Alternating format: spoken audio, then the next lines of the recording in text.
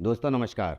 दोस्तों, आज की इंडियन पॉलिटी की क्लास में हम लोग वाइस प्रेसिडेंट और प्राइम मिनिस्टर ऑफ इंडिया इनके बारे में जानेंगे कि संविधान में जो प्रेसिडेंट के बाद वाइस प्रेसिडेंट आते हैं वरीयता क्रम में, और उसके बाद प्राइम मिनिस्टर आते हैं। तो वाइस प्रेसिडेंट और प्राइम मिनिस्टर से संबंधित संविधान में कौन कौन से अनुच्छेद दिए गए हैं, इनकी योग्यताएं क्या होनी चाहिए किसी व्यक्ति की कि वो वाइस प्रेसिडेंट बन सके, और वाइस प्रेसिडेंट के कार्य क्या क्या होते हैं, इसके बारे में हम डिस्कस करेंगे। उसके बाद फिर प्रधानमंत्री के कार्यों के बारे में, और प्रधानमंत्री जो होते हैं वो किस तरह से प्रधानमंत्री को नियुक्त करते हैं राष्ट्रपति, इसके बारे में भी हम जानेंगे इस क्लास में।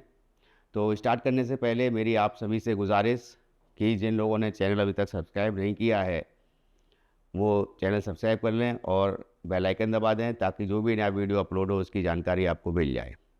दूसरी जो इम्पोर्टेंट बात है कि जब भी आप वीडियो देखें तो इसको पूरा देखें, स्किप मत करें। हो सकता है बीच में अगर आपने स्किप कर दिया तो आपको आगे समझ में नहीं आएगा। ठीक है, तो स्टार्ट करते हैं।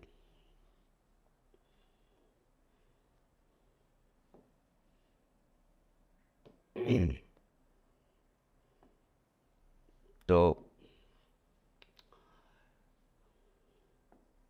फर्स्ट जो है वो वाइस प्रेसिडेंट ऑफ इंडिया के बारे में जानेंगे कि भारत के उपराष्ट्रपति को लेकर के भारतीय संविधान में अनुच्छेद या आर्टिकल 63 से 71, 63 से 71 तक के बीच में दिया गया है उपराष्ट्रपति के बारे में।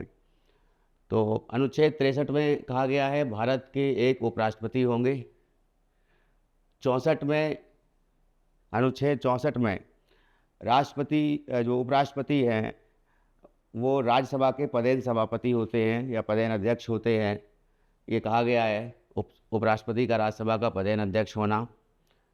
अनुच्छेद संख्या 65 में जब किसी कारणवश राष्ट्रपति की सीट वेकेंट हो जाती है, मान लीजिए राष्ट्रपति जो हैं अपना रेजिग्नेशन दे देते हैं, या फिर राष्ट्रपति बीमार हो जाते हैं, या फिर राष्ट्रपति की डेथ हो जाती है, या फिर राष्ट्रपति के खिलाफ में महाभियोग प्रस्ताव पारित हो जाता है, ऐसे केस में, या फिर वह अपने दायित्वों का निर्वहन करने में जो है सक्षम नहीं होते हैं, ऐसे केस में क्या होता है, उपराष्ट्रपति को राष्ट्रपति के रूप में कार्य करना पड़ता है और उनको जो है उनका दायित्व संभालना पड़ता है। और उस समय जो उनको सैलरी और एमोलूमेंट्स जो भी मिलते हैं, वेतन और भत्ते, वो राष्ट्रपति के मिलते हैं और उनको जो है राष्ट्रपति का पद जो है संभालना पड़ता है। इसके बारे में आगे चर्चा करेंगे। तो ये उपराष्ट्रपति का राष्ट्रपति के रूप में कार्य करना और राष्ट्रपति के कार्यालय में आकस्मिक रिक्तियों के दौरान या राष्ट्रपति की अनुपस्थिति के दौरान उनके कार्यों का निर्वहन करना। उसके बाद है अनुच्छेद 66। अनुच्छेद 66 में उपराष्ट्रपति के चुनाव के बारे में बताया गया है।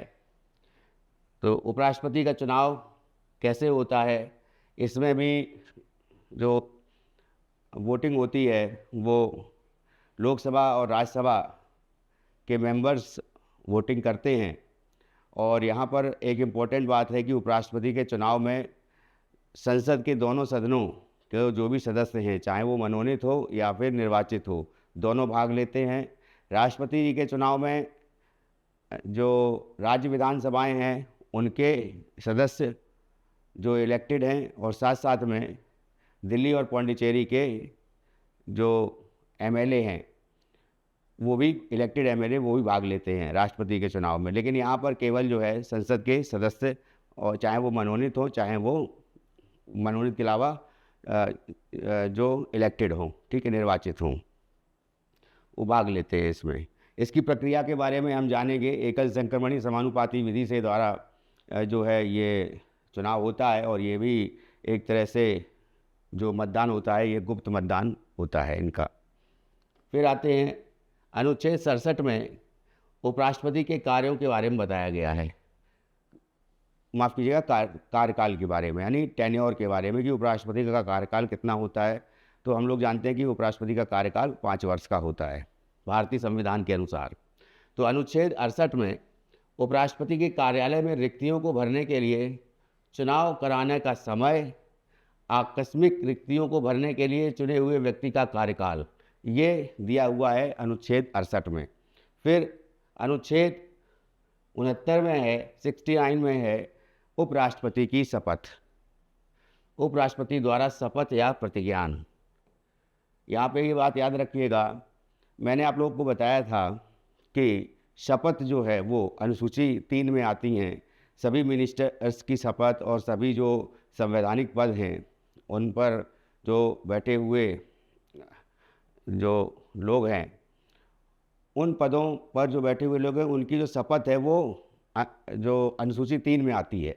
परंतु राष्ट्रपति की, मैंने जब राष्ट्रपति की क्लास ली थी, राष्ट्रपति के बारे में बताया था जिस क्लास में, तो उसका लिंक जो है इसमें डिस्क्रिप्शन में गिवन है। तो आर्टिकल जो है 60 में जो है राष्ट्रपति की शपथ दी गई थी और आर्टिकल 69 में उपराष्ट्रपति की शपथ दी गई है। ये दोनों लोगों की शपथ जो है ये जो तीसरी अनुसूची है उसमें नहीं दी गई है। फिर आते हैं अनुच्छेद 70, ये है अन्य आकस्मिकताओं में राष्ट्रपति के कार्यों का निर्वहन। तो यहाँ पे कोई आकस्मिकता आ गई और उस समय जो है राष्ट्रपति के कार्यों का निर्वहन करना पड़ता है। उसके बाद में अनुच्छेद 71 में है उपराष्ट्रपति के चुनाव से संबंधित या उससे जुड़े मामले।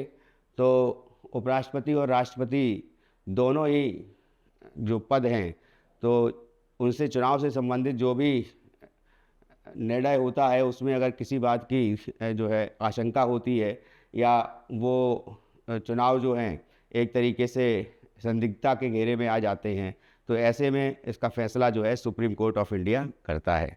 ठीक है, अब एक एक चीज़ के बारे में जानेंगे। तो उपराष्ट्रपति का चुनाव और योग्यता, तो देखिए इसमें जो है सबसे पहला जो पॉइंट है कि उपराष्ट्रपति का चुनाव होने के लिए उपराष्ट्रपति के पास पहले तो अर्हता क्या होनी चाहिए।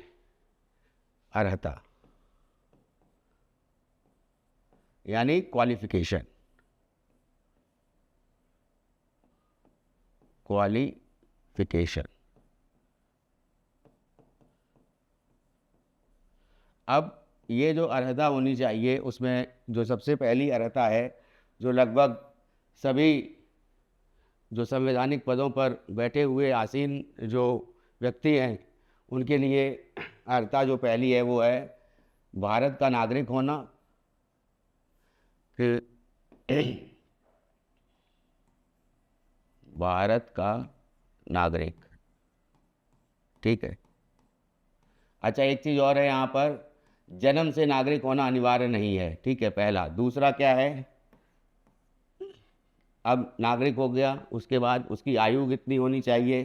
तो उपराष्ट्रपति के केस में भी आयु 35 वर्ष होती है कि कम से कम 35 वर्ष आयु वो पूरी कर चुका हो व्यक्ति।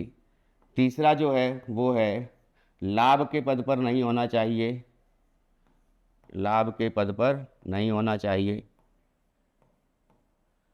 और चौथा जो है वो है विकृति चित्त,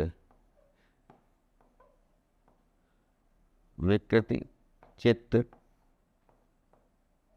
या कहने का मतलब पागल, या जिसका मानसिक संतुलन सही नहीं है, कह सकते हैं विकृति चित्त, या और दिवालिया नहीं होना चाहिए, ठीक है। फिर उसके बाद जो एक सबसे इम्पोर्टेंट है, जो है 5वें नंबर पे मैं इसको ले रहा हूँ, तो वो है कि जैसे राष्ट्रपति को लोकसभा का सदस्य बनने की अर्हता होनी चाहिए, उसी प्रकार चूंकि उपराष्ट्रपति जो हैं वो राज्यसभा के पदेन सभापति होते हैं, एक्स ऑफिशियो चेयरमैन होते हैं, तो इस कारण से उनको राज्यसभा जो है house of council of states, ठीक है, तो राज्यसभा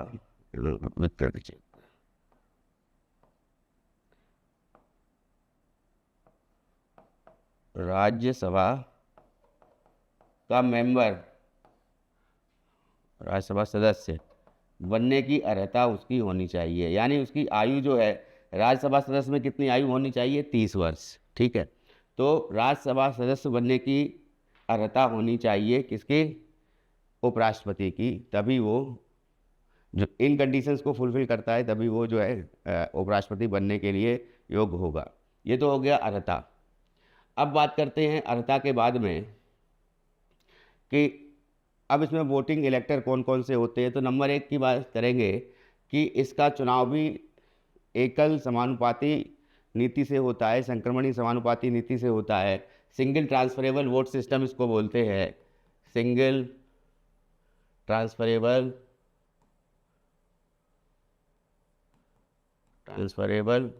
वोट सिस्टम।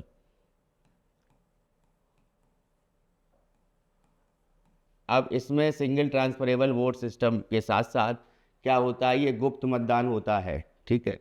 तो ये एक तरह से कॉन्फिडेंशियल होता है। और इसमें क्या है कि जैसे मैंने बताया था कि राष्ट्रपति के चुनाव के लिए पहली बात जो है वो है 50 प्रस्तावक होने चाहिए और 50 जो है वो अनुमोदक होने चाहिए। 50 जो लोग होने चाहिए वो प्रस्तावक होने चाहिए। प्रस्तावक किसके लिए? राष्ट्रपति के लिए।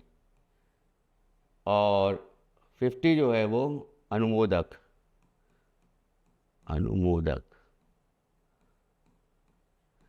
50 की बात आई राष्ट्रपति के लिए, यहाँ पे 20-20 है, ठीक है। तो प्रस्तावक भी 20 होने चाहिए और अनुमोदक भी 20 होने चाहिए, ठीक है। तो जब ये प्रस्तावक और अनुमोदक किसी व्यक्ति को जो चयन करते हैं जो कि राष्ट्रपति पद के लिए खड़ा होगा, उसके बाद यहाँ से चुनाव प्रक्रिया प्रारंभ होती है। और जो इलेक्टोरल कॉलेज जिसको बोला गया है यहाँ पर, तो वो होते हैं पहला राज्यसभा के मेंबर्स। यहाँ पे देखिए ऑल मेंबर्स हैं, यहाँ पे मनोनीत मेंबर वहाँ पर नहीं था।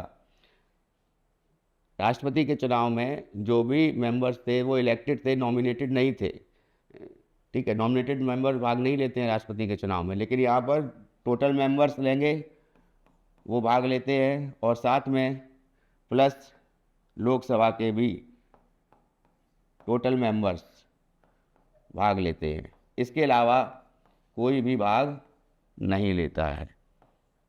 फिर इसमें भी वरीयता क्रम से जो है वोटर को या वहाँ पर जो एमपी है उनको जो बैलेट पेपर दिया जाता है उसके हिसाब से वो गुप्त मतदान करते हैं और उसके बाद जो है उपराष्ट्रपति का चुनाव इस प्रकार से संपन्न होता है, ठीक है। अब नेक्स्ट आते हैं कार्यकाल कितना होता है, कार्यकाल की अवधि, कार्य और वेतन। यहाँ पर इसकी चर्चा करेंगे। कार्यकाल उपराष्ट्रपति का 5 वर्ष का होता है, तो कार्यकाल 5 ईयर्स का होता है, ठीक है। और अब इसमें जो कार्यकाल की अवधि 5 वर्ष होती है और ये 5 वर्ष कहाँ से स्टार्ट होते, कब से स्टार्ट होते हैं। तो मान लीजिए पुराने उपराष्ट्रपति हैं और वो अपने पद पर बैठे हैं और किसी कारणवश जो है इनके जो नए उपराष्ट्रपति जब नियुक्त होते हैं और नियुक्त होने के बाद जब वो अपने ऑफिस में जाते हैं, तो जैसे ही वो पदभार ग्रहण करते हैं उसी दिन से उनका जो 5 साल का ड्यूरेशन स्टार्ट हो जाता है।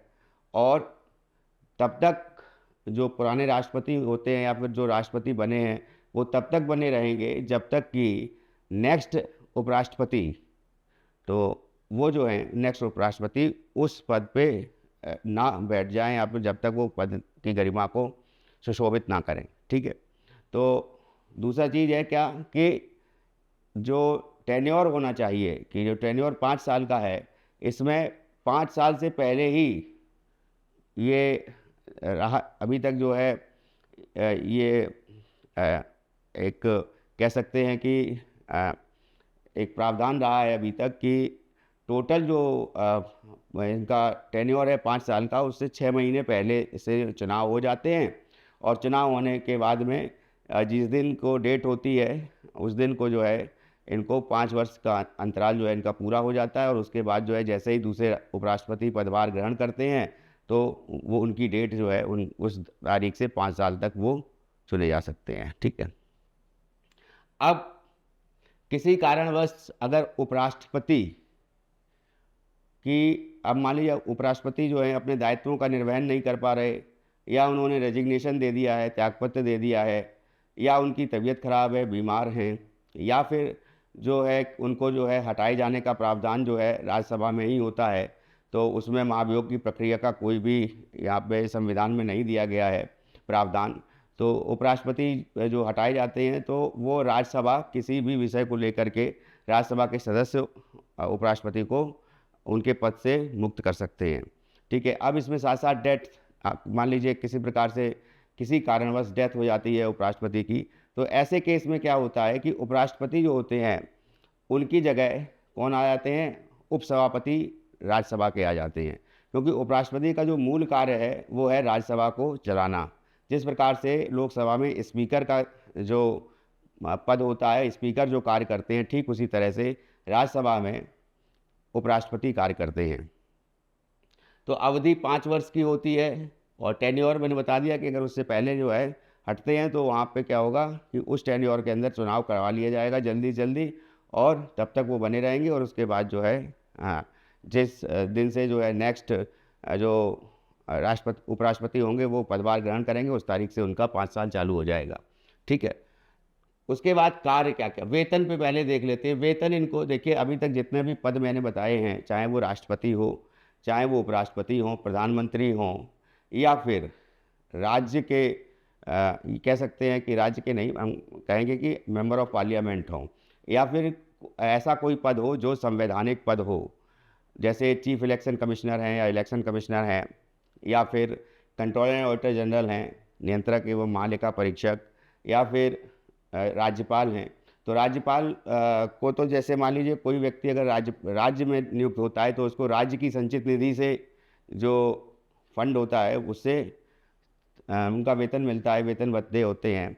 और जो केंद्र में जो पद हैं, संवैधानिक पद हैं, उन पर बैठे जो लोग हैं, या जैसे राष्ट्रपति हो गए, उपराष्ट्रपति हो गए, या प्रधानमंत्री हो गए, या कोई मंत्री हो गए, केंद्रीय मंत्री हो गए, या फिर इसके अलावा जो अन्य पद मैंने बताए अटॉर्नी जनरल भी हो गए, तो इनकी जो सैलरी है वो संचित निधि से जाती है, भारत की संचित निधि से जाती है, कंसोलिडेटेड फंड ऑफ इंडिया से जाती है।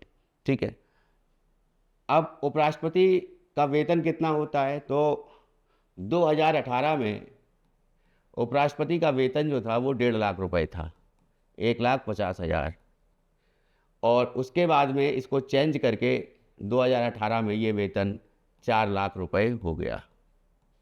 अभी जो है वेतन उपराष्ट्रपति का 4 लाख है प्रति माह। ठीक है, पर मंथ है, और इसके साथ साथ जो भी इमोलूमेंट्स हैं और जो भी भत्ते हैं वो उनको अलग से मिलते हैं।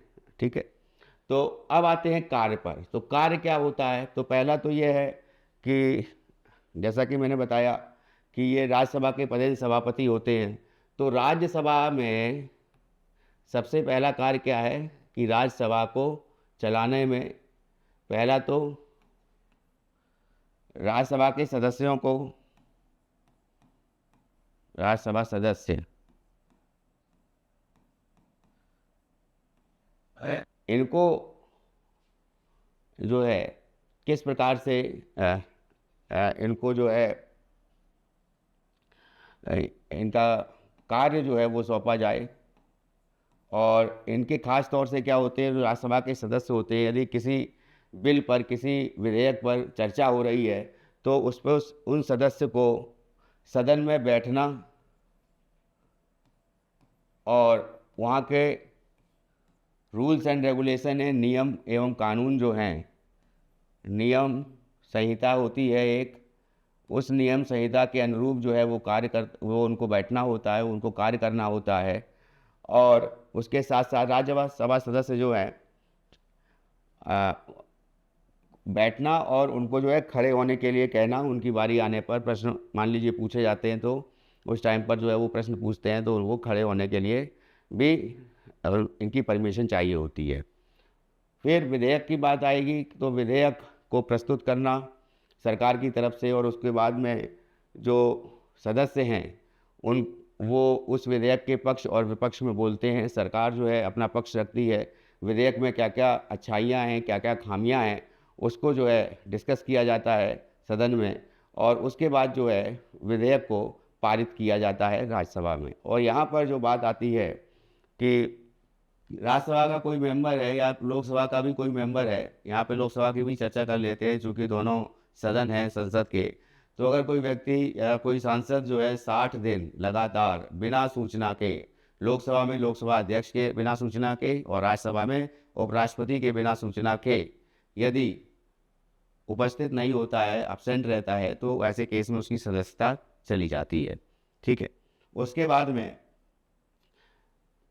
दूसरा जो मेन काम है वो है विधेयक को लेकर के, विधेयक पर चर्चा,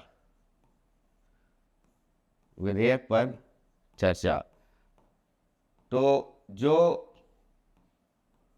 भी विधेयक हैं, खास तौर से वो विधेयक जो संविधान संशोधन विधेयक है या फिर सामान्य विधेयक है, तो उस केस में राज्यसभा की पावर लोकसभा की पावर बराबर होती है। यहाँ पर एक बात और आती है कि मान लीजिए विधेयक पर जब चर्चा होती है तो वो चर्चा करवाते हैं और उसके अनुरूप जो है इनका कार्य रहता है। तो ठीक लोकसभा में जिस तरह से लोकसभा स्पीकर का कार्य रहता है, यहाँ पर जो है राज्यसभा में चूँकि इस पद सभापति होते हैं तो एक्स ऑफिशियो चेयरमैन होते हैं राज्यसभा के, तो इसलिए जो है इनका काम भी यही होता है कि विधेयकों पर चर्चा कराना। और जो आचार संहिता है पार्लियामेंट की, उसके अनुसार जो है सभी सदस्य जो हों राज्यसभा के वो उसके अनुसार कार्य करें और उसको फॉलो करें। उसके बाद जैसे विधेयक पे चर्चा की बात आ गई, मान लीजिए चर्चा की बात विधेयक पे हुई और वोटिंग होती है राज्यसभा में, मान लीजिए किसी विधेयक पर, साधारण विधेयक पर, और मान लीजिए इनको, अच्छा ये बात पहले से आप ध्यान रखिएगा कि जो सभापति बनते हैं ये राज्यसभा के, तो उपराष्ट्रपति अथवा सभापति राज्यसभा के होते हैं, तो इनको जो है वोटिंग राइट नहीं होता है, वोट डालने का अधिकार नहीं होता है जब भी किसी विधेयक को लेकर के वोट डाले जाते हैं उसके पक्ष में और विपक्ष में। लेकिन यदि किसी कारणवश जो पक्ष में और विपक्ष में वोट पड़े हैं वो बराबर मत पड़े हैं, तो बराबर मतों पर मत होने के कारण इनको जो है अपना एक मत जो है डिसीजन लेने के लिए, इनको जो है मत डालने के लिए संविधान में प्रावधान दिया गया है। तो ऐसे केस में जो है ये निर्णायक मत जो है वो देते हैं। ठीक है। तो ये विधेयक पर चर्चा करते। अच्छा, और जो भी कार्य हैं, जैसे मान लीजिए मनी बिल है, तो धन विधेयक पर क्या क्या चर्चा होनी है, तो उस पर भी जो है ये चर्चा करवाते हैं। और चूँकि राज्यसभा के सभापति होते हैं, तो उसके हिसाब से कि मेंबर्स जो है तो वो किस टाइम पे प्रश्नकाल होता है, तो प्रश्नकाल के टाइम पे जो उपस्थिति होती है मेंबर्स की उसको देखना, और उसके बाद में जो है जो प्रश्नकाल के बाद का समय है जो कह सकते हैं जिसको 0 आवर है, उस टाइम में भी मेंबर्स कितने होते हैं उसकी भी गणना रखना। और उस टाइम पे जो है ये भी बात आती है कि सदन चलेगा कि नहीं चलेगा। तो जब लोकसभा या राज्यसभा की बात आती है सदन चलने की, तो उसमें गण पूर्ति की बात आती है, कोरम की। तो कोरम जो है वो जब तक पूरा नहीं होता है, 50 मेंबर होने चाहिए कोरम में, या 1/10 की बात कही गई है। तो अगर इतने मेंबर नहीं हैं तो वहाँ पर ये राज्यसभा का सदन जो है वो नहीं चलेगा। तो राज्यसभा को सदन को चलाना, सत्रावसान करना, ठीक है, सत्रावसान तो खैर राष्ट्रपति करते हैं, लेकिन सत्र को चलाना और सत्र को जो है स्थगित करना, ये काम जो है यहाँ पर उपराष्ट्रपति का होता है राज्यसभा के सभापति होने के कारण। ठीक है। अब आते हैं नेक्स्ट, उपराष्ट्रपति के पद का रिक्त होना। अब यहाँ पे उपराष्ट्रपति का पद कब कब रिक्त हो सकता है, तो पहला तो है कि उपराष्ट्रपति जो है, मान लीजिए इनका पद रिक्त हुआ, इन्होंने रेजिग्नेशन दे दिया या इन्होंने त्याग पत्र दे दिया। ठीक है, त्याग पत्र। दूसरा जो मेजर है वो है कि डेथ के केस में, मृत्यु के केस में। फिर तीसरा, मान लीजिए उपराष्ट्रपति का पद कब रिक्त होता है कि जब राष्ट्रपति की मृत्यु हो जाए, तो राष्ट्रपति का पद ग्रहण का पद जब ग्रहण कर लेते हैं, पद ग्रहण करने पर फिर कब होता है, चौथा जो होती है वो इन पर जो है राज्य इन सभा में आई कह सकते हैं कि अपने कर्तव्यों का निर्वहन या पालन नहीं कर पाने पे, कर्तव्यों का निर्वहन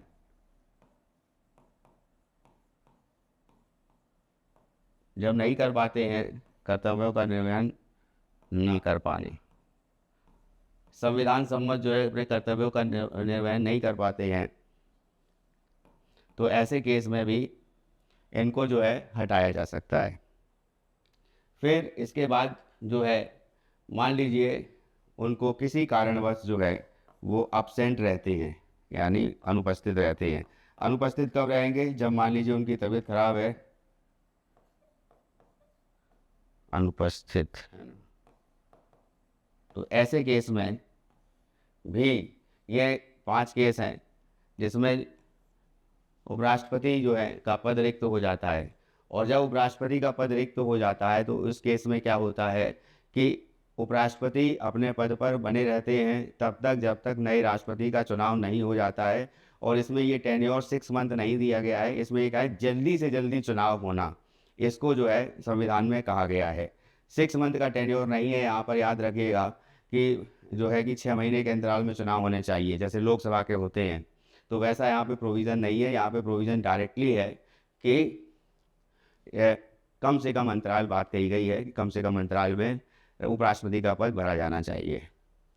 अब कभी त्यागपत्र मान लीजिए दे दिया और अपने कर्तव्यों के निर्वहन में नई कर्तव्यों का पालन कर पा रहे हैं, अदर ड्यूटी जो है सही तरह से नहीं कर पा रहे, संविधान सम्मत नहीं कर पा रहे हैं, तो इन चीज़ों के कारण जो है ये पद रिक्त होता है।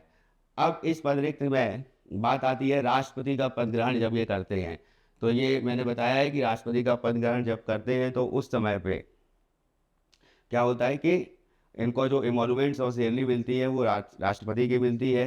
राष्ट्रपति का पद पे होने के कारण इनका जो उपराष्ट्रपति का पद है वो अपने आप स्वतः ही समाप्त हो जाता है जब तक ये राष्ट्रपति के पद पर रहते हैं।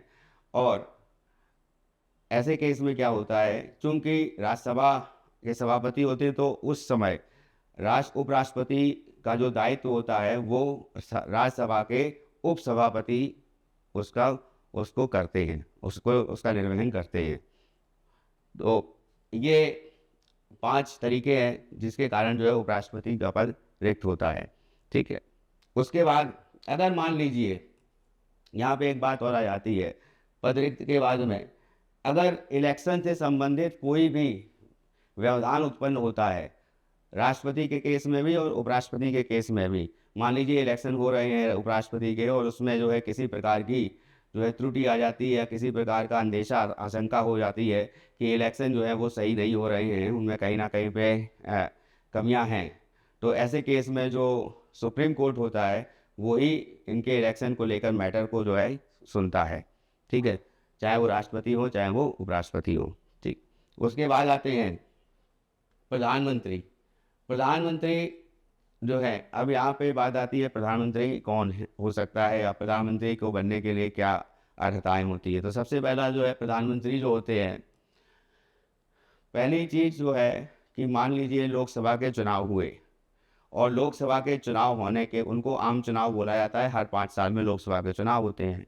और जैसा कि हम लोग को पता है कि 545 सीटें हैं जिसमें 2 एंग्लो इंडियन थी, जो कि 104 संविधान संशोधन जो हुआ उससे 2020 में उससे जो है ये 2 एंग्लो इंडियन की जो सीटें हैं वो ख़त्म कर दी गई। अब 543 सीटें हैं लोकसभा में। 543 सीटों में मान लीजिए 50% + 1, तो मेजॉरिटी आ गई किसी दल की या फिर किसी घटक दलों का जो समूह है, या कह सकते हैं जिसको एनडीए हो गया या फिर यूपीए है या फिर इस समय जो है इंडिया गठबंधन है। तो एनडीए गठबंधन जो है, तो एनडीए गठबंधन की सरकार मान लीजिए उन्होंने बहुमत पा लिया तो उनकी सरकार बन जाती है, ठीक है। तो सरकार बनने के बाद में अब क्या होता है कि जब एक बार जो है बहुमत जो है सिद्ध हो गया, ठीक है, तो बहुमत पारी तो सरकार बनने के लिए ये सबसे पहले जो है राष्ट्रपति के पास जाते हैं और राष्ट्रपति जो कहते हैं उनसे कि इसमें जो है आपका मुखिया कौन है। तो वो जो भी मेंबर्स होते हैं जो एनडीए के या किसी घटक दलों के, तो वो मेंबर जो है एक व्यक्ति को अपना मुखिया चुनते हैं और उसको जो है नियुक्त किया जाता है राष्ट्रपति के द्वारा मंत्रिपरिषद की सलाह पे कहा गया है। ठीक है, तो मंत्रिपरिषद वो पूरी मंत्रिपरिषद है जो मेंबर्स हैं और जो मंत्री चुने जाएंगे जिनको बाद में जो है किसी विभाग या फिर किसी मंत्रालय को दिया जाएगा। तो ऐसे केस में क्या है कि प्रधानमंत्री जो होते हैं उनको जो राष्ट्रपति नियुक्त करते हैं, उसके बाद प्रधानमंत्री की सलाह पे जो मंत्री हैं उनको नियुक्त किया जाता है, उनको एलोकेशन ऑफ जो भी मिनिस्ट्री है वो दी जाती है। तो अलग अलग मंत्रालय उनको सौंपे जाते हैं और वो जो है मंत्रालय सौंपे जाने के बाद में उनको शपथ दिलाई जाती है। सारे एमपीज़ के अलावा जो सरकार बनाते हैं उनको प्रधानमंत्री को शपथ दिलाई जाती है और ये शपथ राष्ट्रपति दिलाते हैं। अब उसके बाद जब प्रधानमंत्री की नियुक्ति हो गई, उस केस में क्या होता है कि प्रधानमंत्री जो है, यहाँ पर लोकसभा की बात कही गई है, तो मेनली जो होता है आम चुनाव जो होते हैं, आम चुनाव जिनको कि हम लोकसभा का चुनाव बोलते हैं, जो हर 5 साल में होते हैं, 5 वर्ष में, और ये हर 5 साल में जो चुनाव होते हैं और इन चुनावों के बीच में 6 महीने का अंतराल होना चाहिए। मतलब जो डिसॉल्व होनी है लोकसभा, तो लोकसभा कब डिसॉल्व होती है? जब प्रधानमंत्री अपना त्यागपत्र दे आते हैं राष्ट्रपति को। तो मान लीजिए प्रधानमंत्री ने अपना त्यागपत्र दे दिया और 5 साल का इनका जो लोकसभा का कार्यकाल है वो स्टार्ट हो गया, मेंबर ऑफ द पार्लियामेंट है ये, और उसके बाद में ये चुन के आए और चुन के आने के बाद में यहाँ पर जो है इनको शपथ दिलाई गई और शपथ दिलाने के बाद में जब इन्होंने 5 साल का टेन्योर जो है ये कंप्लीट करेंगे, और इसमें बात आती है कि क्या ऐसा प्रोविज़न है कि कोई व्यक्ति अगर मान लीजिए सर्वसम्मति से किसी दल ने ये किसी व्यक्ति को प्रधानमंत्री बनने के लिए चुन लिया है, तो ऐसे केस में क्या होता है कि प्रधानमंत्री किसी व्यक्ति को अगर मान लीजिए उसने चुनाव जीता नहीं है, लोकसभा का चुनाव भी नहीं जीता है और राज्यसभा का मेंबर भी नहीं है, तो ऐसे केस में मान लीजिए अगर वो प्रधानमंत्री है तो उसको 6 महीने के अंदर, 6 मंथ के अंदर उसको लोकसभा की कॉन्स्टिट्यूंसी से या किसी भी लोकसभा कॉन्स्टिट्यूंसी से चुनाव जीतना होगा या फिर राज्यसभा का मेंबर बनना होगा। या तो लोकसभा का मेंबर बन जाए या तो राज्यसभा का मेंबर बन जाए। अगर ये 6 महीने के अंतराल में नहीं बनता है तो ऐसे केस में उसको अपना प्रधानमंत्री पद जो है वो छोड़ना पड़ेगा। ठीक है, तो ये तो हो गई कि नियुक्ति करते हैं राष्ट्रपति, और लोकसभा और राज्यसभा में अगर वो मेंबर नहीं हैं तो 6 महीने का ड्यूरेशन उनको दिया जाता है कि 6 महीने के अंतराल के अंदर उनको चुन के आना है, चाहे वो लोकसभा का चुनाव लड़ें या फिर राज्यसभा के मेंबर बन जाएं। ठीक है, तो ऐसे जो है ये प्रधानमंत्री जो है इनकी नियुक्ति की जाती है। यहाँ पर हम एक विशेष बात जरूर बताएंगे कि अभी तक जितने भी प्रधानमंत्री हुए, केवल 3 प्रधानमंत्री ऐसे थे जो कि राज्यसभा के मेंबर रहे हैं। तो उन प्रधानमंत्रियों में नंबर 1 पे है इंदिरा गांधी, नंबर 2 पे हैं HD देवगौड़ा और नंबर 3 पर हैं मनमोहन सिंह, डॉक्टर मनमोहन सिंह। तो ये तीनों लोग जो है राज्यसभा के मेंबर होते हुए भी प्रधानमंत्री रहे। तो ऐसा नहीं है कि केवल लोकसभा के ही मेंबर जो है वो प्रधानमंत्री रहेंगे। और इसमें चूँकि बात करी गई है तो ये 25 ईयर जो है एज होनी चाहिए, 25 वर्ष की आयु जो है व्यक्ति ने जो है अगर क्रॉस कर ली है, भारत का नागरिक है, विकृति चित्त नहीं है और साथ में जो है दिवालिया नहीं है और उसको कोई लाभ के पद पर भी नहीं है, तो ऐसे केस में लाभ का पद यानी कि कोई गवर्नमेंट के ऑफिस में कोई कर्मचारी नहीं है, ऐसे केस में क्या होता है कि उसको लाभ का पद त्यागना पड़ता है और फिर जो है चुनाव लड़ना पड़ता है। तो इस प्रकार से जो है चुनाव सभी मेंबर ऑफ पार्लियामेंट का होता है और उस मेंबर ऑफ पार्लियामेंट के चुनाव में से जो बहुमत दल का नेता होता है उसको जो है प्रधानमंत्री राष्ट्रपति नियुक्त करते हैं। ठीक है, अब इसमें एक बात और हम बताना चाहेंगे, जो लास्ट है उसमें ये है कि मान लीजिए किसी कारणवश कोई भी नेता या कोई भी दल का बहुमत नहीं हो, और कोई भी दल का बहुमत नहीं हो और ऐसे केस में किसे नियुक्त किया जाए, तो इस केस में जो है राष्ट्रपति हमेशा उस दल को जो कि परंपरा में रहा है कि उस दल को आमंत्रित करता है सरकार बनाने के लिए जिसकी सबसे ज़्यादा मेंबर ऑफ पार्लियामेंट्स हों, ठीक है, या घटक दल हों या एक पूरा जो है अलायंस हो, जैसे एनडीए है। तो इस प्रकार जो है प्रधानमंत्री की नियुक्ति होती है। अब उसके बाद आते हैं प्रधानमंत्री की शपथ। एक चीज़ और है कि शपथ, चलिए शपथ के बाद में बताएंगे इसको, कि अपने पद की शपथ में प्रधानमंत्री शपथ लेते हैं कि भारत के संविधान के प्रति सच्ची आस्था और निष्ठा रखेगी, संप्रभुता और अखंडता को बनाए रखने की, अपने पद के कर्तव्यों को ईमानदारी और कर्तव्य निष्ठा से निर्वहन करने की, और चौथा जो है वो है संविधान और कानून के अनुसार सभी प्रकार के लोगों के साथ बिना किसी भय, पक्षपात, स्नेह या द्वेष से न्यायपूर्ण व्यवहार करने की। ये 4 बातों को लेकर के ये शपथ उनको दिलाई जाती है, राष्ट्रपति उन्हें शपथ दिलाते हैं, ठीक है। फिर आते हैं प्रधानमंत्री का कार्यकाल और वेतन। तो प्रधानमंत्री का जो कार्यकाल है वो 5 वर्ष का होता है, ठीक है। यहाँ पर भी चूंकि 5 वर्ष के लिए ही जो है हर बार जो है चुनाव होता है, तो लोकसभा और राज्यसभा की बात अभी हम उसको डीपली ज़्यादा नहीं बताएंगे, नेक्स्ट क्लास में उसको करेंगे। तो यहाँ पे लोकसभा को कंसीडर करते हुए हम चल रहे हैं कि मान लीजिए उसका ड्यूरेशन जो है 5 साल होता है, तो 5 साल के लिए भी प्रधानमंत्री चुने जाते हैं, ठीक है। तो पीएम जो है 5 साल के लिए चुने जाते हैं।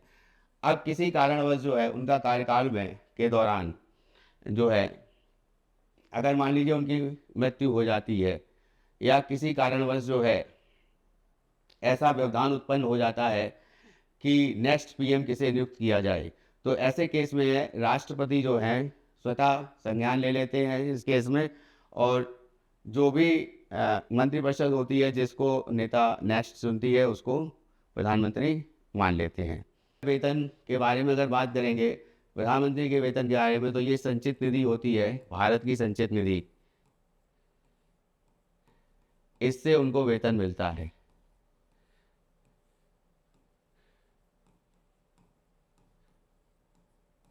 ठीक है। तो जितने भी कॉन्स्टिट्यूशनल पद हैं उन सभी का वेतन जो है, जो कि केंद्र सरकार से संबंधित है, उनका वेतन भारत की संचित निधि से मिलता है, ठीक है। और जो भी राज्य सरकार से संबंधित है, जैसे राज्यपाल हो गए, मुख्यमंत्री हो गए या अन्य विभाग के मंत्री हो गए, तो उनका वेतन जो है वो राज्य की संचित निधि से मिलता है, ठीक है। उसके बाद नेक्स्ट आते हैं प्रधानमंत्री की शक्तियाँ। प्रधानमंत्री की शक्तियों में सबसे पहला जो इम्पोर्टेंट है कि यहाँ पर पहली चीज़ तो मैं 3 यहाँ पर आर्टिकल जो है वो उसको बताना ज़रूरी है, आर्टिकल 74, आर्टिकल 75 और आर्टिकल 78, ठीक है। तो आर्टिकल 74 है, ये कहता है कि राष्ट्रपति की सलाह के लिए, तो जितना भी पदेनाध्यक्ष जो होते हैं वो राष्ट्रपति होते हैं, तो राष्ट्रपति के द्वारा ही जब राष्ट्रपति आखिरी में जो है अपनी संस्तुति जो है दे देते हैं किसी विधेयक पर, तब जाकर के वो विधेयक जो है कानून बनता है। तो राष्ट्रपति के सलाह के लिए एक मंत्रिपरिषद होगी जिसका मुखिया प्रधानमंत्री होगा, ठीक है। तो ये अनुच्छेद 74 में कहा गया है कि राष्ट्रपति की सलाह के लिए। तो देखिए हर काम जो है तो राष्ट्रपति जो है, तो संघ की शक्ति जो है किसमें निहित है, वो राष्ट्रपति में निहित है। तो राष्ट्रपति की सलाह के लिए क्या होगी, मंत्रिपरिषद होगी। अब ये मंत्रिपरिषद कब बनती है, जब सरकार बन जाती है, तो उसके बाद जो मंत्री बनते हैं वो मंत्रिपरिषद होते हैं, और उस मंत्रिपरिषद का मुखिया जो होता है, हेड जो होता है, वो कौन होता है, पीएम होता है, ठीक है। तो पीएम इसके हेड जो है पीएम होंगे, वो राष्ट्रपति की सलाह के लिए होंगे, ठीक है। उसके बाद अनुच्छेद 75 में बात आती है कि प्रधानमंत्री के दायित्व क्या क्या होंगे, उनके बारे में 75 में बात करी गई है, आर्टिकल 75 में बात करी गई है। और साथ साथ में ये भी है कि कहा गया है कि जो मंत्रिपरिषद है वो लोकसभा के प्रति उत्तरदायी होगी, ठीक है। तो यहाँ पे जो मंत्रिपरिषद है, काउंसिल ऑफ मिनिस्टर्स है, वो लोकसभा के प्रति उत्तरदायी होगी। लोकसभा के प्रति उत्तरदायी ही क्यों कहा गया, उसका कारण ये है कि वो लोकसभा से जो है, जो भी मेंबर जो है लोकसभा के चुन के जाते हैं या जो इलेक्शन लड़ते हैं, तो उनकी वोटिंग जो है वो जब भारत के नागरिक जो होते हैं प्रत्यक्ष रूप से जो है उनका चुनाव होता है। इसलिए लोकसभा को यहाँ पर इसके लिए मंत्रिपरिषद को उत्तरदायी बताया गया है। आर्टिकल 78 में ये कहा गया है कि प्रधानमंत्री का ये दायित्व है, प्रधानमंत्री का ये दायित्व है कि समय समय पर जो भी एडमिनिस्ट्रेटिव डिसीजन, जो भी सरकारी डिसीजन या कह सकते हैं जो भी प्रशासनिक निर्णय लिए गए हैं सरकार के द्वारा, जो भी विधेयक पारित हुए हैं सरकार के द्वारा या कह सकते हैं सदन के द्वारा, तो उन सभी का उन राष्ट्रपति को सूचना प्रदान करने का अधिकार जो है वो, या फिर राष्ट्रपति को सूचना देने का जो कार्य है वो प्रधानमंत्री को है। तो प्रधानमंत्री का ये कर्तव्य है कि एडमिनिस्ट्रेटिव वर्क जो भी है, तो या फिर जो विधेयक से संबंधित जो भी कानून है उनसे संबंधित जो भी कार्य जो हुए हैं सरकार ने किए हैं, कार्यपालिका ने किए हैं, वो सभी राष्ट्रपति को सूचित करना ये प्रधानमंत्री का दायित्व है। ये कहा गया है आर्टिकल 78 में।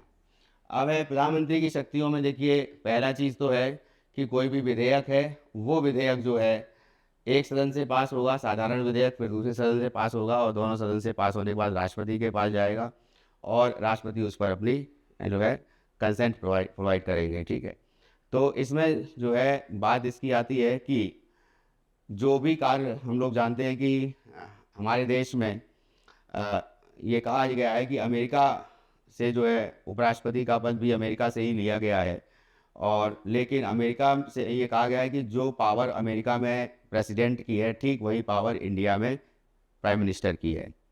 तो प्राइम मिनिस्टर जितने ही विधेयक होते हैं वो सभी विधेयक जो है दोनों सदनों से पास होने के बाद में, तो उसमें ज़्यादातर जो चूँकि बहुमत जो है बहुमत दल का नेता ही प्रधानमंत्री होता है, तो सदन का नेता होता है, तो उसी वही जो है सब डिसीजन लेता है। अभी जो है करंट सिनेरियो में पिछले कुछ सालों में ऐसा हुआ है कि पिछली जैसे मनमोहन सिंह की सरकार रही है उस समय और से लेकर के और भी बल्कि पहले से, और उसके बाद जो है अभी एनडीए की सरकार है, तो कुछ मिनिस्टर्स जो होते हैं, जो टॉप मिनिस्टर्स हैं, कैबिनेट मिनिस्टर्स हैं, उनको जो है जैसे रक्षा मंत्री हो गए या गृह मंत्री हो गए या फिर उसके अलावा जो है वित्त मंत्री हो गई, तो इनसे संबंधित जो कुछ खास मंत्री हैं तो उनको जो है उनसे सलाह लेकर के, हर विषय पर सलाह लेकर के प्रधानमंत्री जो है वो कार्य करते हैं। तो वो जो विधेयक जो जब राष्ट्रपति के पास जाता है तो राष्ट्रपति उसको अपनी जो है एसेंट प्रोवाइड करते हैं, उसको जो है अपनी स्वीकृति देते हैं। और इस केस में ये है कि ये सारे काम जो भी राष्ट्रपति करते हैं वो प्रधानमंत्री की सलाह से ही करते हैं। तो बात आती है कि मंत्रिपरिषद की सलाह से, और मंत्रिपरिषद का मुखिया कौन है? प्रधानमंत्री। तो निश्चित बात है इसमें यहाँ बात आती है कि पिछले कुछ सालों से ऐसा चलन हो गया है कि मंत्रिपरिषद ही प्रधानमंत्री में समाहित हो जाती है एक तरह से, क्योंकि वो जो डिसीजंस लिए जाते हैं वो एक तरह से उसको किचन कैबिनेट का नाम दिया गया है कि कुछ मिनिस्टर्स मिलके ही प्रधानमंत्री को सलाह देते हैं पर्टिकुलर विषय पर, और वही जो है निर्णय मान्य होता है, उसको आगे बढ़ाया जाता है। तो जो भी प्रशासनिक कार्य होते हैं वो इसी प्रकार से होते हैं। जितनी भी नियुक्तियाँ कॉन्स्टिट्यूशनल जो पद हैं, जैसे इलेक्शन कमिश्नर है, तो भारत के जो चुनाव आयुक्त हैं या मुख्य चुनाव आयुक्त हैं उनका जो नियुक्ति है, संघ लोक सेवा आयोग के चेयरमैन की नियुक्ति है, अध्यक्ष की नियुक्ति है, या फिर उसके बाद में तीसरा आता है कि कंट्रोलर एंड ऑडिटर जनरल, नियंत्रक एवं महालेखा परीक्षक की नियुक्ति है, महान्यायवादी की नियुक्ति है जो अटॉर्नी जनरल ऑफ इंडिया हैं, फिर सॉलिसिटर जनरल ऑफ इंडिया हैं उनकी नियुक्ति है, या फिर उसके अलावा राज्यपाल हैं, जो राज्यों के राज्यपाल हैं उनकी नियुक्ति है। तो ये सभी की नियुक्तियां जो करते हैं वो राष्ट्रपति करते हैं, किसकी सलाह से? प्रधानमंत्री की सलाह से या मंत्रिपरिषद की सलाह से। और मंत्रिपरिषद के मुखिया क्योंकि प्रधानमंत्री होते हैं इसलिए प्रधानमंत्री की सलाह से ये कार्य करते हैं। ठीक है, तो प्रधानमंत्री की शक्तियाँ, सभी शक्तियाँ वही है। तो जितनी भी ये जो कॉन्स्टिट्यूशनल बॉडीज़ हैं उनके हेड हैं, तो वो सभी जो है प्रधानमंत्री जो है उसका निर्णय लेते हैं। इसके साथ साथ अब कुछ ऐसे इंस्टीट्यूशंस हैं, जैसे एक इंस्टीट्यूशन है CSIR, council of scientific and industrial research. तो CSIR का अध्यक्ष होते हैं वो प्रधानमंत्री होते हैं। उसके साथ साथ में कुछ जैसे नदी विवाद को लेकर के कोई जो बात होती है, तो उसको लेकर के कोई समिति बनाई जाती है, तो उसमें भी वो प्रधानमंत्री का जो है निर्णय मान्य होता है। तो यहाँ पर जो है ये जितने भी कार्य जो हैं राष्ट्रपति के होते हैं वो सब के सब प्रधानमंत्री की सलाह से ही होते हैं, ठीक है। उसके बाद आते हैं प्रधानमंत्री की शक्तियों में। पद मैंने बता दिए कि जो पद हैं, जो भी संवैधानिक पद हैं, उसके बाद में संवैधानिक पद, ठीक, कॉन्स्टिट्यूशन संवैधानिक पद जो हो गए, उसके बाद नियुक्तियां हो गई, संवैधानिक पदों की नियुक्तियां हो गई। फिर बिल से संबंधित उसके बारे में मैंने आपको बता दिया है। इसकी चर्चा हम फिर से लोकसभा और राज्यसभा जब पढ़ाएंगे तो उसमें चर्चा इसको डीपली चर्चा करेंगे कि साधारण विधेयक, वित्त विधेयक, धन विधेयक और जो सत्र होते हैं, तो वो 3 सत्र होते हैं। वो 3 सत्र जो हैं बजट सत्र या फिर ग्रीष्मकालीन सत्र या फिर कहने का है मानसून सत्र, तो उसके बारे में भी चर्चा हम लोकसभा और राज्यसभा जब पढ़ाएंगे तो इसकी नेक्स्ट वाली क्लास में हम उसको डिस्कस करेंगे। तो जितने भी बिल होते हैं या उनको जो ये बिल जो है जो बाद में कानून बनते हैं, तो वो भी जो है उसमें भी चूँकि मेजॉरिटी जिसकी गवर्नमेंट होती है, मान लीजिए मेजॉरिटी पे है, तो उसका मुखिया प्रधानमंत्री है, तो वो जो है प्रधानमंत्री की सलाह से ही करते हैं। तो राष्ट्रपति जो भी कार्य करते हैं, तो जितने भी काम राष्ट्रपति करते हैं उसमें प्रधानमंत्री की सलाह होती है, ठीक है। फिर इसके अलावा जो तीसरा जो है कि प्रधानमंत्री जो है ये जितने भी सेक्रेटरीट लेवल पे ऑफिसर होते हैं, सेक्रेटरी लेवल पे या सचिव लेवल पे अफसर होते हैं, जो मान लीजिए, दूसरा राजदूत, तीसरा सेना का प्रमुख,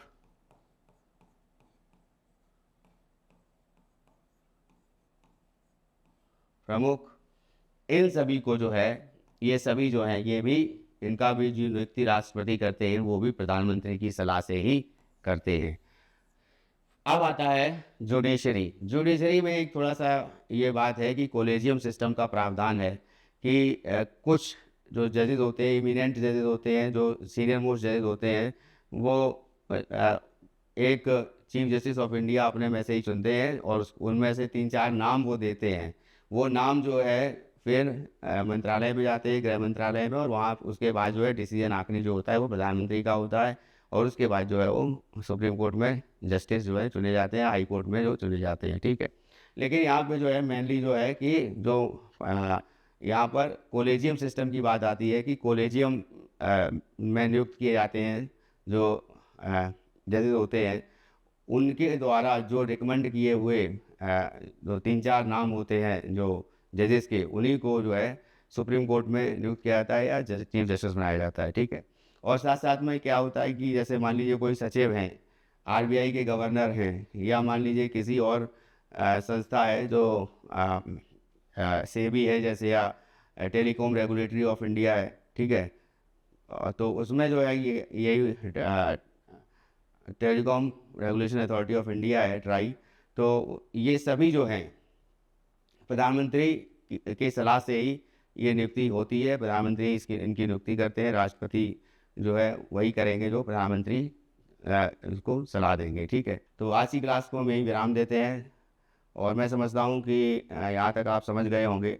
और प्रधानमंत्री का हटना कब होता है इसको भी थोड़ा सा जान लीजिए कि प्रधानमंत्री तब हटते हैं जब इनके खिलाफ में अविश्वास प्रस्ताव पारित हो जाता है, या फिर मान लीजिए प्रधानमंत्री अगर अपना रेजिग्नेशन राष्ट्रपति को दे आते हैं, तो फिर क्या होता है कि ऑटोमेटिकली जो है मंत्रिपरिषद जो है वो ख़त्म हो जाती है और लोकसभा भंग मानी जाती है। तो ऐसे केस में भी जो है प्रधानमंत्री जो है अपना जो त्यागपत्र देते हैं, तो उसके बाद जो है लोकसभा भंग मानी जाती है, फिर से जो चुनाव होते हैं। ठीक है, तो प्रधानमंत्री की शक्तियों के बारे में बताया, और प्रधानमंत्री अनायास एक बार कभी ऐसा हुआ भी है कि मान लीजिए अगर मृत्यु हो गई प्रधानमंत्री की, तो इंदिरा गांधी का जब असैसिनेशन हुआ था 1984 में, उसके बाद राजीव गांधी को जो है बिना जो है उसको चिंतन के जो है उसके बाद राजीव गांधी को ही पहले प्रधानमंत्री बना दिया गया, फिर उनको जो है बहुमत दल का नेता सर्वमान्य कर लिया गया, कांग्रेस ने मान लिया, और उसके बाद जो है उन्होंने फ्लोर टेस्ट हुआ उनका। ठीक है, और उनको जो है चुनाव जीत के आना पड़ा 6 माह के अंदर। तो ज़रूरी नहीं है लोकसभा का ही मेंबर प्रधानमंत्री हो, राज्यसभा का भी मेंबर हो सकता है प्रधानमंत्री।